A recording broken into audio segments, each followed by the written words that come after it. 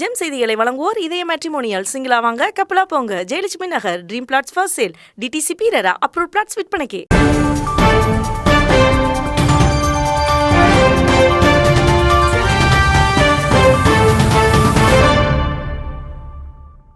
வணக்கம். இந்திய நேரப்படி காலை 8:30 மணி செய்திகள். முதலில் ஜெம் தலைப்பு செய்திகளை காணலாம். பிரதமர் வருகையையொட்டி நாளை சென்னையில் ட்ரோன்கள் பறக்க தடை. தடையை மீறினால் சட்டப்படி கடும் நடவடிக்கை எடுக்கப்படும் என சென்னை பெருநகர காவல்துறை எச்சரிக்கை. நாடாளுமன்ற தேர்தல். சென்னையில் தபால் வாக்கு சேகரிக்கும் பணி இன்று தொடக்கம். மெட்ரோ நிலைய பணி. சென்னையில் இன்று முதல் போக்குவரத்து மாற்றம். போக்குவரத்து காவல்துறை அறிவிப்பு. விருதுநகர் அருகே ஆமினி பேருந்து கவிழ்ந்து விபத்து. விபத்தில் சிக்கி 2 பேர் பலி.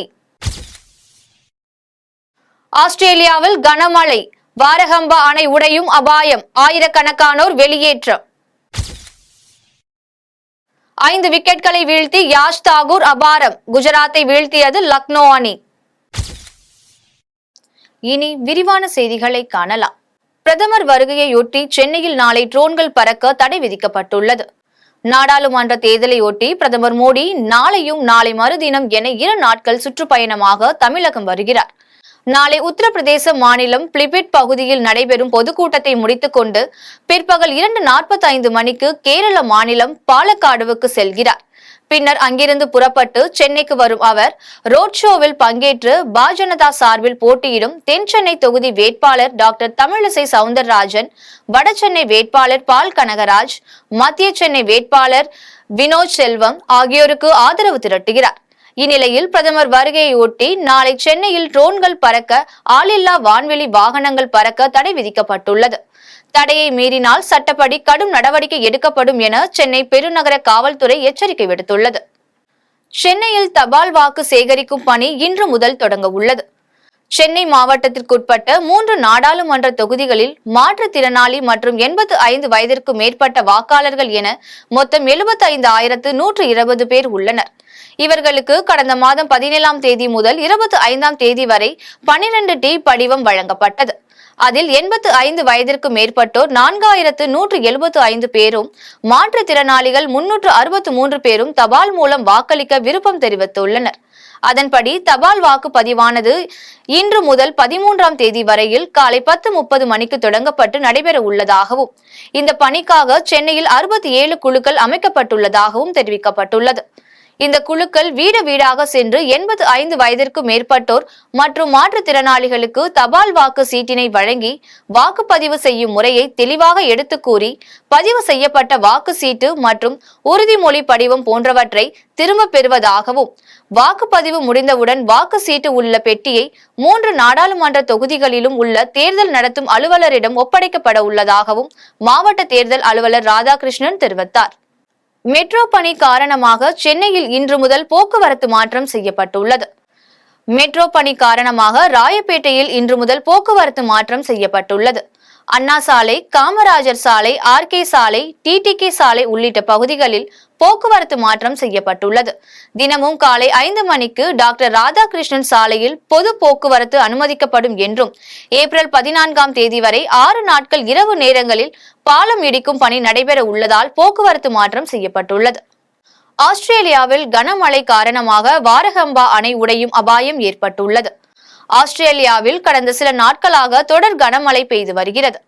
இதனால் அங்குள்ள ரிச்மண்ட், வின்ஸ்டன்ஸ் உள்ளிட்ட நகரங்களில் சாலைகள் வெள்ளக்காடாக காட்சியளிக்கின்றன. குறிப்பாக சிட்னி நகரில் ரயில் தண்டவாளத்தில் உள்ள வெள்ளம் பெருக்கெடுத்து ஓடுகிறது.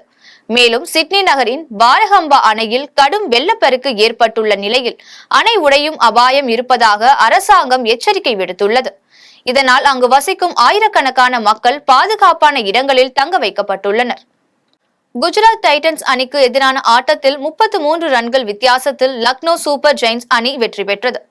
IPL தொடரில் நேற்று நடைபெற்ற 2வது ஆட்டத்தில் லக்னோ சூப்பர் ஜெயின்ஸ் அணியும் குஜராத் டைட்டன்ஸ் அணியும் மோதின. இதில் டாஸ்க் வென்ற லக்னோ அணியின் கேப்டன் KL ராகுல் முதலில் பேட்டிங் செய்வதாக அறிவித்தார். அதன்படி முதலில் பேட்டிங் செய்த லக்னோ அணிக்கு தொடக்க ஆட்டக்காரர் டீகாக் 6 ரன்களிலும் அடுத்ததாக களமிறங்கிய படிக்கல் 7 ரன்களிலும் ஆட்டமிழந்தனர். இதனைத் தொடர்ந்து ஆடிய KL ராகுல் 33 ரன்களிலும் ஸ்டெயின்ஸ் 58 ரன்களிலும் ஆட்டமிழந்தனர். பின்னர் 20 ஓவர்களில் லக்னோ 5 விக்கெட்டுகள் இழப்பிற்கு 163 ரன்கள் எடுத்தது. இதையடுத்து 164 ரன்கள் அடித்தால் வெற்றி என்ற இலக்குடன் குஜராத் அணியின் சார்பில் சாய் சுதர்ஷன் மற்றும் கேப்டன் சுப்மன் கில் ஆகியோர் களமிறங்கினர். இதில் சுப்மன் கில் 19 ரன்களில் ஆட்டமிழந்தார். இதையடுத்து ஆடிய சாய் சுதர்ஷன் 31 ரன்களும் விஜய் சங்கர் 17 ரன்களும் எடுத்து அடுத்தடுத்து ஆட்டமிழந்தனர். இறுதியில் குஜராத் அணி 18.5 ஓவர்களில் அனைத்து விக்கெட்டுகளையும் இழந்து 130 ரன்கள் மட்டுமே எடுத்தது.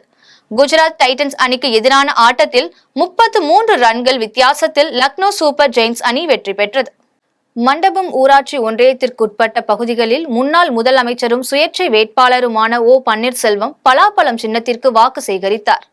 ராமநாதபுரம் மாவட்டம் மண்டபம் ஊராட்சி ஒன்றியத்திற்குட்பட்ட வழுதூர், வாளாந்தரவை, உடையார்ச்சி, வலசை, பெருங்குளம், காரான், குப்பரம் மற்றும் மண்டபம் உள்ளிட்ட கிராம பகுதியில் பாஜக கூட்டணி கட்சியின் வேட்பாளரும் சுயேட்சை சின்னத்தில் போட்டியிடும் முன்னாள் முதலமைச்சர் பன்னீர்செல்வம் பலாப்பழம் சின்னத்திற்கு தீவிர வாக்கு சேகரித்தார். வாக்கு சேகரிக்க சென்ற இடங்களில் பொதுமக்கள் ஆர்ப்பரித்து வந்து மலர்களை தூவி வரவேற்றனர். அப்போது பேசிய பன்னீர்செல்வம் கடந்த காலங்களில் ராமநாதபுரம் கிராமப்புற பகுதியில் குடிநீர் தேவையை பூர்த்தி செய்யவும் அடிப்படை பிரச்சனையை சரி செய்யவும் எந்த அரசும் சரியான முயற்சி எடுக்கவில்லை என்றார். தற்போது பாஜக கூட்டணியில் இடம்பெற்றுள்ள நான் வெற்றி பெற்றால் தேவையான குடிநீர் வசதிகளை என்னால் செய்து தர முடியும் என்றும், குடிநீர் ஆதாரம் இல்லாத பகுதிகளில் மிகப்பெரிய ஆழ்துளை கிணறுகளை அமைத்து வறட்சியில்லா மாவட்டமாக இப்பகுதியை மாற்ற முடியும் என்றும் பன்னீர்செல்வம் தெரிவித்தார். மேலும் பேருந்து வசதி இல்லாத இடங்களிலும் உட்புற கிராமங்களுக்கும் பேருந்து வசதி ஏற்படுத்தி தர முடியும் என்றும் தெரிவித்தார். இதை கேட்ட பொதுமக்கள் உங்களுக்கு தான் எங்களுடைய வாக்கு என்றும் பலாப்பழ சின்னத்திற்கே வாக்களிப்போம் என்றும் கூறி பொதுமக்கள் மலர் தூவி வழியனுப்பி வைத்தனர். இந்த குடிநீர் பிரச்சனை எங்கெல்லாம் குடிநீர் ஆதாரங்கள் இருக்கிறது அங்கெல்லாம் ஒன்று சேர்த்து திருவள்ளுவர் தாய்மார்கள் பாதுகாக்கப்பட்ட குடிநீர் உங்கள் அனைவருக்கும் தடையில்லாத குடிநீரை வழங்குவது என்பதை இந்த நல்ல நேரத்தை தெரிவித்துக் கொள்ள கடமைப்பட்டிருக்கின்றேன். நாகர்கோவிலில் நாடாளுமன்ற வேட்பாளர் பொன் ராதாகிருஷ்ணனை ஆதரித்து பாஜகவினர் தாமரை சின்னத்திற்கு தீவிரமாக வாக்கு சேகரித்தனர். கன்னியாகுமரி நாடாளுமன்ற தொகுதி தேர்தல் மற்றும் விளவங்கோடு சட்டமன்ற தொகுதிக்கான இடைத்தேர்தல் கன்னியாகுமரி மாவட்டத்தில் நடைபெற உள்ளன. இதற்காக பல்வேறு கட்சியினர் தேர்தல் பிரச்சாரங்களில் ஈடுபட்டு வருகின்றனர். இந்நிலையில் நாகர்கோவில், கோட்டார், கம்பளம் உள்ளிட்ட பல்வேறு இடங்களில் செண்டை மேளங்கள் முழங்க கன்னியாகுமரி நாடாளுமன்ற தொகுதி வேட்பாளர் பொன் ராதாகிருஷ்ணனை ஆதரித்து பாஜகவினர் செண்டை மேள வாத்தியங்கள் முழங்க பொதுமக்களிடம் துண்டு பிரசுரங்களை வழங்கி தாமரை சின்னத்திற்கு தீவிரமாக வாக்குகள் சேகரித்தனர். விருதாச்சலம் விருதீஸ்வரர் ஆலயத்தில் தேர்தலில் 100% வாக்களிக்க வலியுறுத்தி அகல் விளக்கு ஏற்றி விழிப்புணர்வு ஏற்படுத்தப்பட்டது. கடலூர் மாவட்டம் விருதாச்சலத்தில் அமைந்துள்ள விருதாம்பிகை பாலாம்பிகை விருதீஸ்வரர் ஆலயத்தில் என் வாக்கு என் உரிமை என்ற வடிவில் அகல் தீபம் ஏற்றி தேர்தல் விழிப்புணர்வு ஏற்படுத்தப்பட்டது. கோவில் செயல் அலுவலர் மாலா தலைமையில் நடைபெற்ற விழிப்புணர்வு நிகழ்ச்சியில் கடலூர் இந்து அறநிலையத்துறை உதவி ஆணையர் சந்திரன் கலந்து கொண்ட என் வாக்கு என் உரிமை, வாக்களிப்பது எனது கடமை என உறுதிமொழி ஏற்று விழிப்புணர்வை ஏற்படுத்தினார். இதில் ஆய்வாளர் கோவிந்தசாமி, பயிற்சி செயல் அலுவலர் பாபு மற்றும் மேலாளர் பார்த்தசாரதி உள்ளிட்ட பலரும் கலந்து கொண்டனர். விருதாச்சலம் வட்டாட்சியர் அலுவலகத்தில் அமைக்கப்பட்டுள்ள கீற்று கொட்டாயை அகற்ற வேண்டும் என தமிழக அரசிற்கு பொதுமக்கள் மற்றும் சமூக ஆர்வலர்கள் கோரிக்கை விடுத்துள்ளனர். கடலூர் மாவட்டம் விருதாச்சலம் வருவாய் வட்டாட்சியர் அலுவலகத்தில் பொதுமக்களின் பயன்பாட்டிற்காக கழிவறை கட்ட வேண்டும் என பலமுறை பொதுமக்கள் கோரிக்கை விடுத்தும் வருவாய் துறையினர் கழிவறை மற்றும் குடிநீர் வசதியை ஏற்படுத்தவில்லை என பொதுமக்கள் குற்றம் சாட்டியுள்ளனர். இந்நிலையில் அரசு துறை சார்ந்த சேவைகளுக்காக வரும் பெண்கள், முதியவர்கள் குடிநீர் இல்லாமலும் கழிவறை செல்லவும் வசதி இல்லாமல் அவதிக்குள்ளாகி வரும் நிலையில் இதே வளாகத்தில் அரசு ஓய்வு பெற்ற ஊழியர்களுக்கு கீற்று கொட்டகை அமைத்து அதில் முருகேசன் என்பவர் சங்கத்தின் கூட்டங்களை நடத்தி வருகிறார் என்று பொதுமக்கள் தெரிவிக்கிறார். இந்நிலையில் அரசு அலுவலகத்தில் உள்ள கீற்று கொட்டகையை அகற்றிவிட்டு பொதுமக்களின் பயன்பாட்டிற்காக கழிவறை மற்றும் குடிநீர் வசதிகளை ஏற்படுத்தி தர வேண்டும் என பொதுமக்கள் மற்றும் சமூக ஆர்வலர்கள் அரசிற்கு கோரிக்கை வைத்தனர். தேனி நாடாளுமன்ற தொகுதி வேட்பாளர் டிடிவி தினகரனை அதிக வாக்கு வித்தியாசத்தில் வெற்றி பெற செய்ய வேண்டும் என்று ஜெயமங்கலம் பகுதியில் பாமக சார்பில் நடைபெற்ற கூட்டத்தில் தீர்மானம் நிறைவேற்றப்பட்டது.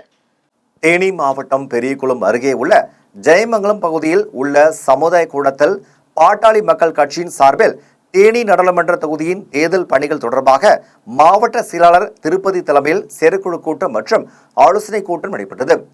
கூட்டத்தில் தேனி நாடாளுமன்ற தொகுதி வேட்பாளரும் அம்மா மக்கள் முன்னேற்ற கழக பொதுச் செயலாளருமான டிடிவி தினகரனை ஆதரித்து வாக்கு வித்தியாசத்தில் அதிக வாக்குகள் வித்தியாசத்தில் வெற்றி பெற செய்ய வேண்டும் என்றும் அதற்காக கட்சி நிர்வாகிகள், தொண்டர்கள் மற்றும் அனைவரும் ஒன்றிணைந்து வாக்காளர்களை சந்தித்து பாட்டாளி மக்கள் கட்சியின் தலைவர் ராமதாஸ் மற்றும் அன்புமணி ராமதாஸின் நலத்திட்டங்களையும் செயல்பாடுகளையும் மக்களிடம் எடுத்துரைத்து வேட்பாளர் டிடிவி தினகரனுக்கு குக்கர் சின்னத்தில் வாக்களித்து வெற்றி பெற செய்ய வேண்டும் என்றும் தீர்மானம் நிறைவேற்றப்பட்டது. இதில் மாவட்ட இளைஞரணி செயலாளர் சோலைராஜ், மாவட்ட விவசாய அணி செயலாளர் லட்சுமிகாந்தன் மற்றும் தேனி ஒன்றிய செயலாளர் சிவா, பெரியகுளம் நகர செயலாளர் தங்கப்பாண்டி, மாவட்ட அமைப்பு செயலாளர் தலைவர் செல்லமணி மற்றும் ஒன்றிய தலைவர் முருகவேல் உட்பட பலரும் கலந்து கொண்டனர். பல்லடத்தில் பிரச்சாரத்திற்கு இடையூறு செய்த தனியார் தொலைக்காட்சியின் செய்தியாளருக்கு பாஜக தலைவர் அண்ணாமலை கண்டனம் தெரிவித்தார். கோவை நாடாளுமன்ற தொகுதிக்குட்பட்ட பல்லடம் சுற்றுவட்ட பகுதியில் பாஜக மாநில தலைவர் அண்ணாமலை தேர்தல் பிரச்சாரம் மேற்கொண்டு வருகிறார். இந்த நிலையில் தனியார் தொலைக்காட்சி வாகனம் அண்ணாமலை சென்ற பிரச்சார வாகனத்திற்கு வழிவிடாமல் சென்றதாகவும் இதனால் செல்ல வேண்டிய இடத்திற்கு காலதாமதம் ஏற்படுவதாகவும் கூறி செய்தியாளர்களிடம் அண்ணாமலை வாக்குவாதத்தில் ஈடுபட்டார். மேலும் குறிப்பிட்ட நிறுவனத்தாரை அழைத்து பேசி காவல் நிலையத்தில் புகார் அளிக்க வைக்காதீர்கள் என்று பரப்புரைக்கு இடையூறு செய்ய வேண்டாம் என்றும் தனது கண்டனத்தை தெரிவித்தார். செய்தியாளரிடம் பாஜக தலைவர் அண்ணாமலை வாக்குவாதத்தில் ஈடுபட்ட சம்பவம் பரபரப்பை ஏற்படுத்தி உள்ளது. நான் பிரஸ் பைகாட் பண்றேன், தப்பா நினைச்சுக்காதீங்க. பிரஸுக்கு நான் எவ்வளவு மரியாதை கொடுக்குறேன், பிரஸ் திரும்ப அந்த மரியாதை கொடுக்கணும். அந்த வீடியோ ரெக்கார்டிங் இருக்கு, நான் பப்ளிக் ரிலீஸ் பண்ணல. நீங்க சொன்ன கெட்ட வார்த்தை, எங்க ஆளை பார்த்து பேசுனது, வாக்கி டாக்கி உடைச்சதை ரெக்கார்ட் பண்ணி 2 நிமிஷம் வீடியோக்களை ரிலீஸ் பண்ணல. அதை பார்த்தா மக்களுக்கு பிரஸ் மேல இருக்கிற மரியாதை போயிடும். அவர் யாரை கெட்ட வார்த்தை சொல்லி கட்சிக்காரங்களை திட்டினாங்களோ அப்பாலஜி கேட்டு விட்டுருவேன். 100% 6 மணிக்கு போலீஸ் ஸ்டேஷன் நானே கம்ப்ளைண்ட் ஃபைல் பண்ணுவேன். நான் உங்ககிட்ட நல்லா இருக்கேன், நீங்க நல்லா இருக்கு. கெட்ட வார்த்தை, அந்த வார்த்தையை பயன்படுத்தக்கூடாது. ஒரு தாயை இழிவுபடுத்துற வார்த்தை. அர்ஜுனன் சொல்லிட்டு பல்லடத்துக்காரர் அந்த கெட்ட வார்த்தை சொல்லி பேசியிருக்காரு. அவர் எங்க கட்சி தொண்டர்கிட்ட மன்னிப்பு கேட்கணும். கேட்காத வரை கண்டிப்பா நான் பல்லடத்துல பிரஸ்ட பேச மாட்டேன். தயவுசெய்து தப்பா நினைச்சுக்கிறேன்.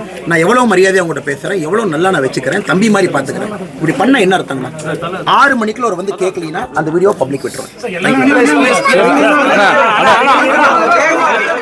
காஞ்சிபுரம் தொகுதியில் போட்டியிடும் வேட்பாளர் ராஜசேகரை ஆதரித்து முன்னாள் அமைச்சர் வி சோமசுந்தரம் தலைமையில் அதிமுகவினர் பல்வேறு இடங்களில் வாக்கு சேகரிப்பில் ஈடுபட்டனர். காஞ்சிபுரம் நாடாளுமன்ற தனி தொகுதியில் போட்டியிடும் வேட்பாளர் ராஜசேகரை ஆதரித்து காஞ்சிபுரம் மாநகராட்சி உட்பட்ட மடம் தெரு, பிள்ளையார் பாளையம், குரு கோவில் தெரு உள்ளிட்ட பல்வேறு இடங்களில் அதிமுகவினர் திரளாக கலந்து கொண்டு விடுமுறை தினத்தில் வீட்டில் ஓய்வெடுப்பவரிடம் பொதுமக்களிடமும் தீவிர வாக்கு சேகரிப்பில் ஈடுபட்டனர். இதனிடையே தாயாரம்மன் குளம் அருகே சாலையோர மீன்கடையில் வாக்கு சேகரிக்க சென்ற முன்னாள் அமைச்சர் சோமசுந்தரம் மீன்கடை வியாபாரியிடம் மீனை வாங்கிக் கொண்டு தேர்தல் துண்டு அறிக்கையை கொடுத்து இரட்டை இலை சின்னத்திற்கு வாக்கு சேகரித்தார். வறுமை சூழ்நிலையை கருத்தில் கொண்டு ஓட்டிற்கு அரசியல் கட்சியினர் கொடுக்கும் பணத்தை வாங்கிக் கொள்ளலாம் என்றும் அதே நேரத்தில் நல்லவர்களுக்கு வாக்களிக்க வேண்டும் என்றும் கோவையில் நடிகர் விஜய் ஆண்டனி தெரிவித்துள்ளார். விஜய் ஆண்டனி பிலிம் கார்ப்பரேஷன் தயாரிப்பில் விநாயக் வைத்தியநாதன் இயக்கத்தில் விஜய் ஆண்டனி மற்றும் மிர்லானினி ரவி நடித்துள்ள ரோமியோ திரைப்படம் வரும் 11ஆம் தேதி வெளியிடப்படுகிறது. இப்படம் குறித்த செய்தியாளர் சந்திப்பு கோவையில் நடைபெற்றது. இதில் ரோமியோ படத்தின் தயாரிப்பாளரும் நடிகருமான விஜய் ஆண்டனி மற்றும் நாயகி மிர்லானினி ரவி ஆகியோர் செய்தியாளர்களை சந்தித்தனர். அப்போது பேசிய விஜய் ஆண்டனி குடும்பத்துடன் பார்க்கும் வகையில் இந்த படத்தை உருவாக்கி உள்ளதாகவும், குறிப்பாக மனைவிகள் பார்க்க வேண்டிய படம் என்றும், ஒவ்வொரு கணவனும் மனைவி இந்த படத்திற்கு அழைத்து வர வேண்டும் என்றும் தெரிவித்தார். மேலும் வறுமை சூழ்நிலையை கருத்தில் கொண்டு ஓட்டிற்கு அரசியல் கட்சியினர் கொடுக்கும் பணத்தை வாங்கிக் கொள்ளலாம் என்றும், அதே நேரத்தில் நல்லவர்களுக்கு வாக்களிக்க வேண்டும் என்றும் நடிகர் விஜய் ஆண்டனி தெரிவித்துள்ளார்.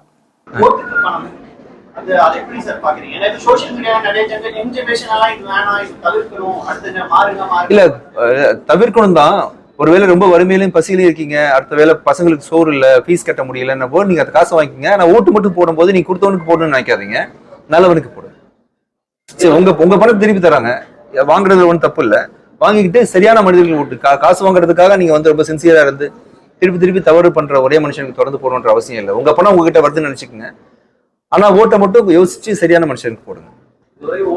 பணம் கொடுத்தாதான் ஓட்டு அப்படின்றத இந்த அரசியல் கட்சிகள் வேட்பாளர்கள் இருக்கும்போதே சொல்லிட்டு கடைசி 2 நாட்களுக்கு முன்னாடி ஓட்டுக்கு பணம் கொடுக்குறது ஒரு வழக்கமாயிடுச்சு. அண்மையில கோவை தொகுதியில் அண்ணாமலை சொல்லியிருக்காங்க, ஓட்டுக்கு 100 பைசா கூட செலவு பண்ண மாட்டேன். அந்த கருத்து சந்தோஷம் தான், கொடுக்கலாம் பரவாயில்லதான். பட் கொடுத்தா கூட என்ன பண்றது, வாங்கிக்கங்க, கஷ்டப்படுற குடும்பங்கள் வாங்கிக்கங்க. உங்க பணம் தான். நாளைக்கு வந்து நான் சொன்ன மாதிரி நம்ம நிலைமை நமக்கு தெரியும். ஆனா மனசாட்சிப்படி ஓட்டு போடுங்க, நல்லவர்கள் ஓட்டு போடுங்க. வாங்காம இருக்கிறதுக்கு கொடுக்காம இருந்தா சந்தோஷம் தான். தங்கமான வேட்பாளர் தங்கவேலுக்கு இரட்டை இலை சின்னத்தில் வாக்களியுங்கள் என்று கரூரில் முன்னாள் அமைச்சர் எம்.ஆர். விஜயபாஸ்கர் வாக்காளர்களுக்கு வேண்டுகோள் விடுத்துள்ளார். கரூர் நாடாளுமன்ற தொகுதியில் போட்டியிடும் அதிமுக வேட்பாளர் தங்கவேலுவை ஆதரித்த அரவக்குறிச்சி சட்டமன்ற தொகுதியில் பரமத்தி ஒன்றியத்துக்குட்பட்ட மாலப்பாளையம், புதுக்கநெல்லி, மேல் நெடுங்கனூர் உள்ளிட்ட பகுதிகளில் திறன் ஜீப்பில் சென்று முன்னாள் அமைச்சரும் அதிமுக கரூர் மாவட்ட செயலாளருமான எம்.ஆர். விஜயபாஸ்கர் பிரச்சாரம் மேற்கொண்டார்.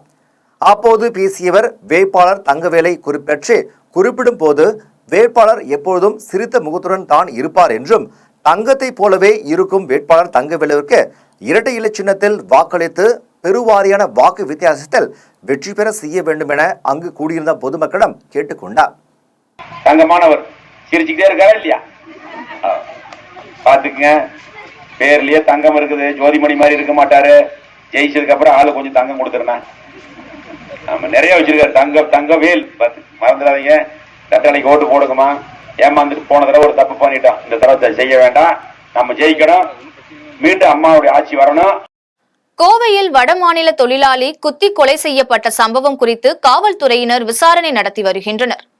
கோவை கிராஸ்கட் சாலையில் சுமங்கலி ஜுவல்லர்ஸ் நகைக்கடையின் பின்புறம் தனியாருக்கு சொந்தமாக அடுக்குமாடி குடியிருப்பு கட்டப்பட்டு வருகிறது. இந்த கட்டிடத்தில் உத்தரப்பிரதேச மாநிலத்திலிருந்து 6 தொழிலாளர்கள் டைல்ஸ் ஒட்டும் பணியில் ஈடுபட்டு வருகிறார்கள். இந்நிலையில் இரவு நேரத்தில் 5 பேர் ஒன்றாகவும் 23 வயதுடைய ரிங்குகுமார் என்ற இளைஞர் வேறொரு இடத்திலும் உறங்கிக் கொண்டிருந்தார். இந்நிலையில் அதிகாலை 3 மணியளவில் அடையாளம் தெரியாத நபர் ஒருவர் உறங்கிக் கொண்டிருந்த ரிங்குகுமாரின் சட்டை பையில் வைத்திருந்த செல்போனை திருட முயன்றார். உடனடியாக விழித்துக் கொண்ட ரிங்குகுமார் கூச்சலிட்டார்.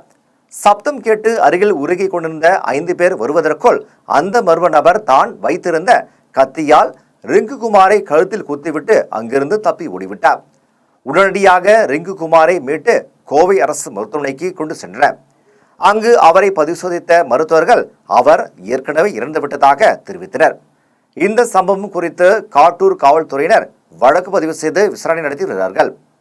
OMR சாலையில் வாக்கு சேகரிப்பில் ஈடுபட்ட தென்சென்னை நாடாளுமன்ற தொகுதி திமுக வேட்பாளர் தமிழச்சி தங்கபாண்டியனுக்கு திமுக மாமன்ற உறுப்பினர் ஏகாம்பரம் ஆப்பிள் மாலை, டைரி மில்க் சாக்லேட் மாலை, அசோகா சக்கரத்தூண், ஆள் உயர ரோஜாப்பூ மாலை அணிவித்து உற்சாக வரவேற்பு அளித்தார்.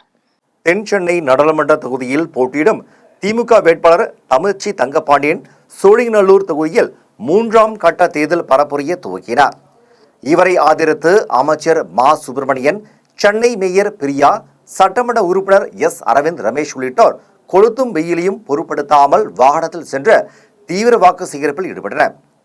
OMR சாலையில் 185வது வார்டு பகுதியில் உதயசூரியன் சின்னத்திற்கு வாக்கு சேகரிக்க சென்ற வேட்பாளர் தமிழச்சி தங்கபாண்டியனுக்கு 195வது திமுக மாமன்ற உறுப்பினர் ஏகாம்பரம் என்பவர் 2 அடி உயரமுள்ள இந்திய அசோகா சக்கர தூண், ஆப்பிள் மாலை, டைரி மில்க் சாக்லேட், ஆள் உயர ரோஜாப்பூ மாலை, தலையில் கிரீடம் என வழங்கி வேட்பாளரை மகிழ்ச்சி கடலில் ஆழ்த்தி உற்சாக வரவேற்பு அளித்தார். இதேபோன்று வேட்பாளர் வாகனம் செல்லும் சாலையில் ஒரு புறத்தில் ஆண்கள் அமைச்சர் உதயநிதி முகம் பதித்த மாஸ்க் அணிந்தும், மறுபுறத்தில் பெண்கள் ஸ்டாலின் முகம் பதித்து மாஸ்க் அணிந்தும் கையில் வைத்திருந்த கருப்பு சிவப்பு பலூனை பறக்கவிட்டு வேட்பாளர் தமிழச்சி தங்கபாண்டியனுக்கு உற்சாக வரவேற்பு அளித்தனர். மேலும் பெண்கள் ஆரத்தி எடுத்து வரவேற்றனர். குறும்பல் கிராமத்தில் உள்ள பள்ளிவாசலில் 27வது நோன்பு திறப்பு நிகழ்ச்சி சிறப்பாக நடைபெற்றது. திருவாரூர் மாவட்டம் திருத்துறைப்பூண்டி வட்டம் குறும்பல் கிராமத்தில் உள்ள பள்ளிவாசலில் கோலாகலமாக 27வது நோன்பு திறக்கும் நிகழ்ச்சி நடைபெற்றது. இந்த நிகழ்ச்சியில் குறும்பல் மணலில் ஜமாத்தார்கள் சார்பில் பள்ளிவாசலில் பிரியாணி ஏற்பாடு செய்யப்பட்ட அனைத்து இஸ்லாமிய சமூகத்தினருக்கும் பிரியாணி வழங்கப்பட்டது. இதேபோன்று ஜமாத் நிர்வாகத்தின் சார்பில் டாடா ஏசி வாகனத்தில் பிரியாணி எடுத்துச் சென்ற 500க்கும் மேற்பட்ட அனைத்து சமுதாய குடும்பங்களுக்கும் பிரியாணி வழங்கப்பட்டது. நிகழ்ச்சியில் ஜமாத் தலைவர், செயலாளர், பொருளாளர் மற்றும் உறுப்பினர்கள், நிர்வாகிகள் என பலரும் கலந்து கொண்டனர். ராலப்பாடி பகுதியில் உள்ள தனியார் பள்ளியில் எல்கேஜி மற்றும் யூகேஜி படித்து முடித்து 75 மாணவர்களுக்கு பட்டமளிப்பு விழா நடைபெற்றது. திருவள்ளூர் மாவட்டம் பெரியபாளையம் அருகே உள்ள ராலப்பாடி கிராமத்தில் இயங்கி வரும் தனியார் பள்ளியில் எல்கேஜி மற்றும் யூகேஜி படித்து முடித்த 75 மாணவர்களுக்கு பட்டமளிப்பு விழா நடைபெற்றது. பள்ளியின் நிறுவனரும் தாளருமான டாக்டர் ஏகாம்பரம் தலைமையில் நடைபெற்ற இவ்விழாவில் சிறப்பு அழைப்பாளராக சென்னை மக்கள் செயல்பாட்டு இயக்கத்தின் நீரிழிவு நோய் சிறப்பு மருத்துவர் நிஷாந்தினி கலந்து கொண்டு எல்கேஜி மற்றும் யூகேஜி படித்து முடித்த 75 மாணவர்களுக்கு பட்டங்களை வழங்கினார். தொடர்ந்து மாவட்ட அளவில் நடைபெற்ற பீச் வாலிபால் போட்டியில் முதலிடம் பெற்ற கே ஜீவா மற்றும் ஆர் ஜீவா ஆகிய இருவருக்கும் சான்றிதழ் வழங்கி கௌரவப்படுத்தும் நிகழ்ச்சி நடைபெற்றது. இதில் ஏராளமான பெற்றோர்கள் மற்றும் மாணவர்கள் கலந்து கொண்டு விழாவினை சிறப்பித்தனர். 3வது முறையாக நரேந்திர மோடியை பிரதமராக்க வேண்டியது ஒவ்வொரு குடிமகனின் பொறுப்பு என்று கரூரில் பாரதிய ஜனதா கட்சியின் தேசிய தலைவர் JP நட்டா தெரிவித்துள்ளார். கரூர் மாவட்டத்தில் உள்ள தனியார் கூட்டரங்கில் பாரதிய ஜனதா கட்சியின் வேட்பாளர் செந்தில் நாதனுக்கு ஆதரவு திரட்டும் வகையில் பிரச்சார கூட்டம் நடைபெற்றது. கூட்டத்தில் பாரதிய ஜனதா கட்சியின் தேசிய தலைவர் JP நட்டா கலந்து கொண்ட சிறப்பு உரையாற்றினார். அப்போது கொரோனா பாதிப்பு, உக்ரைன் போர் போன்ற சூழல்களில் ஐரோப்பா, ஜப்பான் போன்ற நாடுகள் நிலைத்தடுமாறி கொண்டிருந்த வேளையில் இந்தியாவின் பொருளாதார வளர்ச்சி பிரதமர் மோடியால் 5வது இடத்திற்கு முன்னேறி உள்ளது என்றும், எனவே 3வது முறையாக நரேந்திர மோடியை பிரதமராக்க வேண்டியது ஒவ்வொரு குடிமகனின் பொறுப்பு என்று JP நட்டா தெரிவித்துள்ளார். தேனியில் தேர்தல் ஆணையம் ஒருதலைபட்சமாக செயல்படுவதால் நாடாளுமன்ற தேர்தலில் போட்டியிடும் சுயேட்சை வேட்பாளர்களின் உரிமைகள் பறிக்கப்படுவதாக சுயேட்சை வேட்பாளர் பிரகாஷ் புகார் தெரிவித்துள்ளார்.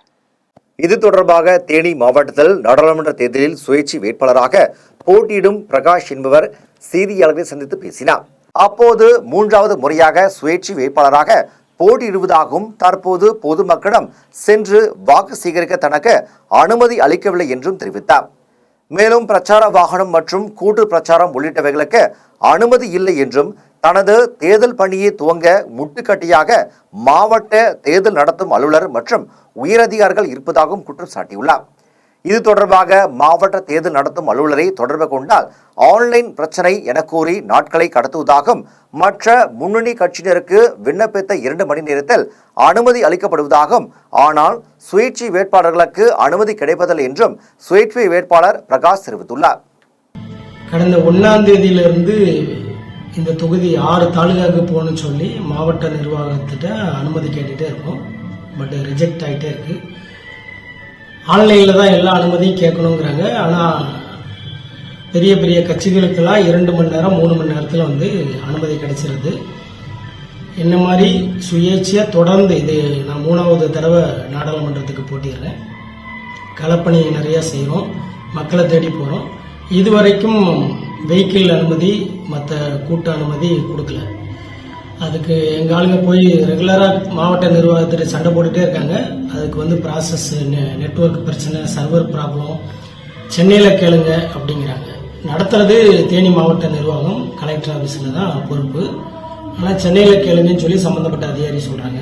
நேற்றெல்லாம் போய் பார்த்தீங்கன்னா சண்டை போட்டு அனுமதி வாங்கிட்டு வரேன். ஆனால் 8ஆம் தேதியிலேருந்து எனக்கு கொடுக்குறாங்க. ஸோ என்னுடைய ஃபைலெல்லாம் பார்த்தா அந்த சம்மந்தப்பட்ட அதிகாரிகிட்ட நானே அந்த காவல்துறை அதிகாரி என்னுடைய ஃபைலை கடைசி கீழே ட்ரால ஒழிச்சு வச்சிருக்காரு. இதெல்லாம் என்ன காரணம்னு தெரியல. ராமநாதபுரத்தில் உள்ள தனியார் மஹாலில் பத்திரிகையாளர்கள் சந்திப்பு கூட்டம் நடைபெற்றது. ராமநாதபுரம் மாவட்டத்தில் உள்ள தனியார் மஹாலில் அனைத்து ஒன்றிய தாலுகா நிர்வாகிகள் முன்னிலையில் முத்தரையர் சங்க மாவட்ட தலைவர் வேல்சாமி தலைமையில் பத்திரிகையாளர் சந்திப்பு கூட்டம் நடைபெற்றது. கூட்டத்தில் தலைவர் வேல்சாமி செய்தியாளர்களிடம் தெரிவிக்கையில், ராமநாதபுரத்தில் உள்ள மாவட்ட முத்தரையர் சங்கமானது அனைத்து ஒன்றியம் மற்றும் தாலுகாக்களில் சுமார் 125 கிராமங்களில் கிளை சங்கங்கள் செயல்பட்டு வருகிறது என்றும், இந்நிலையில் இந்த சமுதாயத்திற்கு நாடாளுமன்ற தேர்தலில் வாய்ப்பு அளிக்கவில்லை என்பதால் முத்தரையர் சங்கம் மற்றும் முத்தரையர் கல்வி அறக்கட்டளை எந்த ஒரு அரசியல் கட்சிக்கும் தனிப்பட்ட முறையில் ஆதரவு தெரிவிக்கலை என்றும் வேலுசாமி தெரிவித்துள்ளார்.